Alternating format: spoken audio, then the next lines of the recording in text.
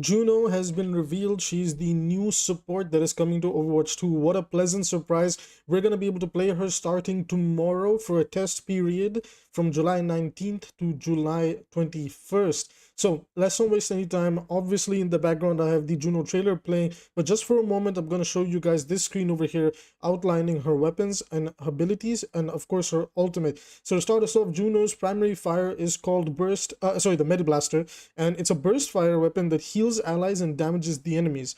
Then the secondary fire for her is Pulsar torpedoes. These pulsar torpedoes is basically it's you have to press secondary fire to lock on, and then you press primary fire to shoot out homing like projectiles. It can heal allies over time and then damages enemies. I like the fact that it's over time healing for allies, so it's not burst healing, but you know, her primary weapon has the burst healing, so she has the combo potential right there. And then obviously it says over there that it damages enemies. Now, look, I'm gonna keep it real with you guys. No character, I don't even know what to say. As long as the damage isn't crazy high on some homing missiles that she can shoot out, then I guess it's okay. Like, it's fine if it's homing. It's not that big of a deal if it's like negligible damage, right? So far, Kid is interesting. Like, combo potential characters are always good. She reminds me a little bit of Ana. Now let's get to obviously the really big one, her hyper ring. Now her hyper ring, I assume this is going to be her E, allows you to deploy a big ring that you can run through and increases your movement speed of allies that pass through it. So as you know, as you saw that the characters that were running through it, like they were speeding and going crazy. The Reinhardt and a lot of other like brawly rush characters, maybe even Dive, is gonna feel really fun to play, jumping through those hoops and landing on the enemy. This character actually unironically looks pretty damn fun. Now, glide boost, glide horizontally when with increased movement speed. So this is the only one I'm a little bit concerned by, but it doesn't seem like she has like any other source of mobility. Like this is pretty much it. Other than obviously the fact that I believe she can hover. When you're airborne, you can double jump and hold jump to hover. Wait, hold on.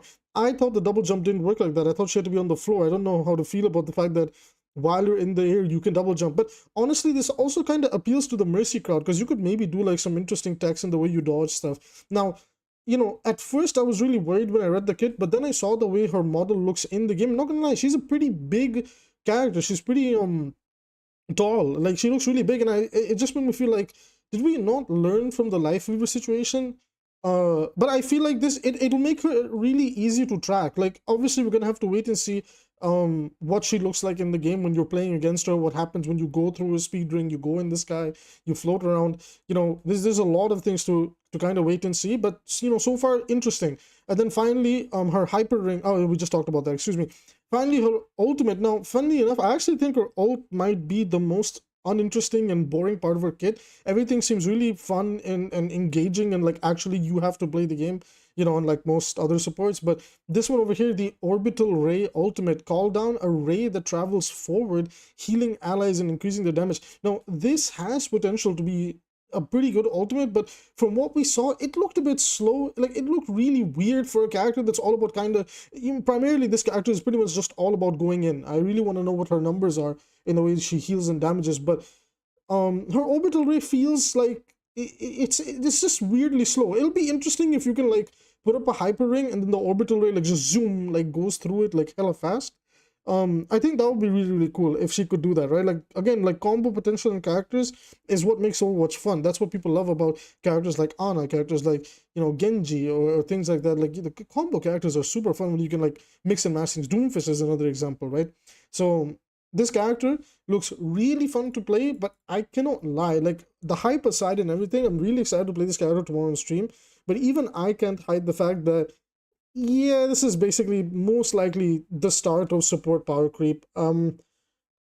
She's doing a lot, like the horizontal movement, increased movement speed, and she can double jump in midair. Like, you can jump once and then jump again, and then you can hold jump to hover. Again, it might not be that bad in the game, but it's just one of those like cases of a little bit of frustration, you know, that again, there's mobility creep, there's a heal creep, and then, you know, she's doing burst fire healing, so it's burst healing and also burst damage, which again is weird when Blizzard wants to discuss things like, you know, that they want to tackle and address the problems with burst damage and also sometimes burst healing. So a little mixed signals over there, Blizzard, a little bit of a question mark going on. Now let's talk about what I think about which compositions Juno is going to fit in the best. So even though I would really like to say dive, the way the hyper ring works, it does seem like maybe it stays on the floor. If you could place it omnidirectionally wherever you want, then the case is different. But so far, the showcase that they did, it does seem like it gets placed on the floor and you run through it to get a speed boost. Now, obviously, you can like first walk through it and then use your ability to dive in. That is like, it does seem like it carries over the speed boost effect. So that's, very like that's some very interesting food for thought on how you can utilize it on characters like maybe Winston, like Doomfist or Wrecking Ball, Diva, even potentially. Diva, I can see making this work really well.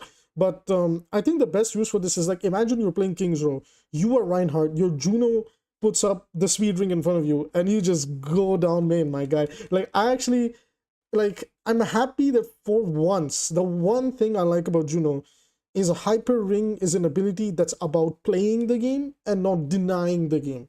I feel like that's something we need to immediately call out and give the devs a little bit of a thumbs up that, it's been a while since we saw like an ability that the hero is clearly centered around, where it's all about engagement, right? So obviously, I love 𝐒𝐈𝐈, but there's no denying that her identity is kind of centered around Pylon's gameplay as well. And Pylon's all about quote unquote play denial, in that it, like, it slows the game down. Same thing with Suzu, right? Suzu can slow the game down from certain opportunistic situations where it might be in your favor, but now it's not, and now you have to play slow and try again. And, the list kind of goes from there. And we've had, like, this type of support design for so long.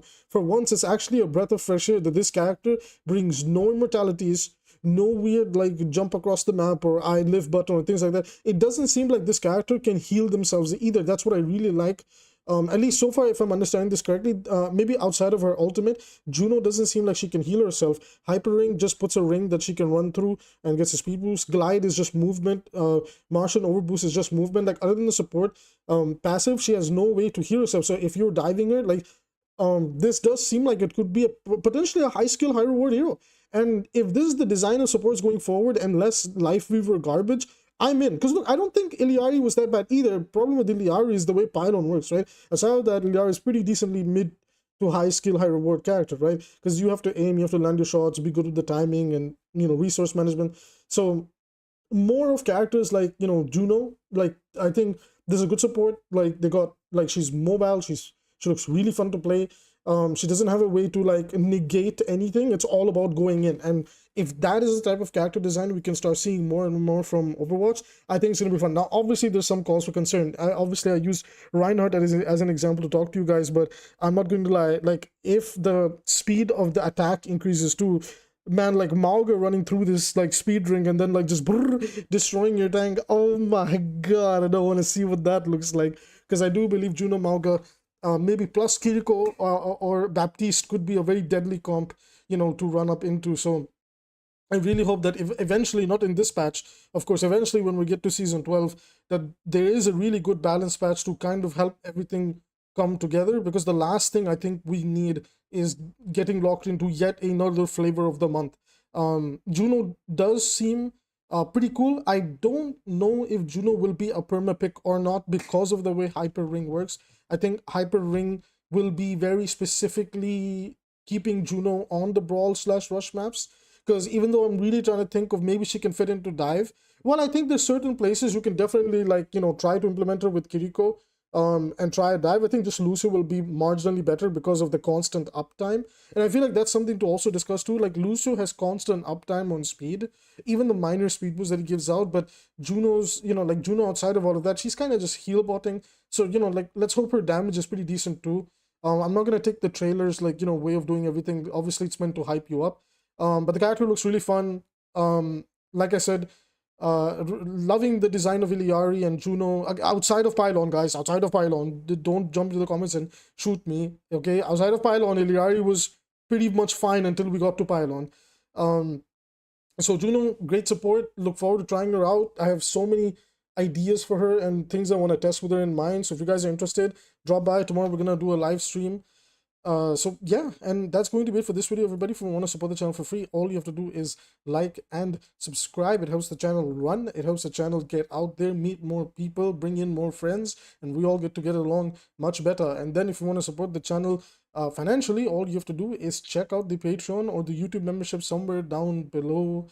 Or if you're really that interested, just ask and I'll link you. You know what I'm saying? Like, sometimes I'm a little bit too old for this type of stuff. So anyways, everybody, as always, thank you for your continued support, paid or not.